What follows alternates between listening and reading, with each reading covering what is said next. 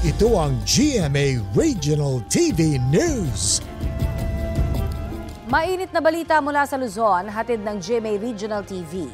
Binaha ang ilang bahagi ng Pangasinan kasunod ng pag-apaw ng Marusay at Sinukalan River.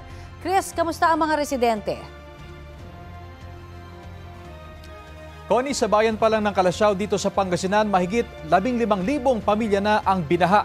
Ayon sa Municipal Disaster Risk Reduction and Management Office, sa ilang barangay, lampas tao pa ang tubig. Itinaas na ng mga residente ang kanilang mga gamit para hindi masira. May ilang residenteng nilusong ang baha, pero may ilang gumamit na ng bangka. Dito naman sa Dagupan City, bumabaha rin dahil sa pag-apaw ng Pantal-Sinukalan River. Daang-daang residente na rin ang pinalikas. Sa Mangalda naman, bumaha rin dahil naman sa pag-apaw ng Payas Creek. Ayon sa opisyal ng barangay, hindi sila madalas bahain noon, pero nakaapekto raw sa daloy ng tubig ang ginagawang tulay doon. Inaayos na ang pagdadaluyan ng tubig.